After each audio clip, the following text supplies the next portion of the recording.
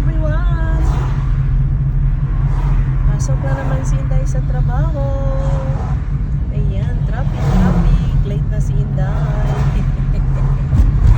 Kumusta na kayo dyan, aking mga kaibigan? Ito na kami sa maming tulay. Kumusta? Friday na tayo. So, weekend na. Enjoy your weekend. Right, honey? Yeah. Enjoy your weekend, guys. Ayan, tingnan nyo.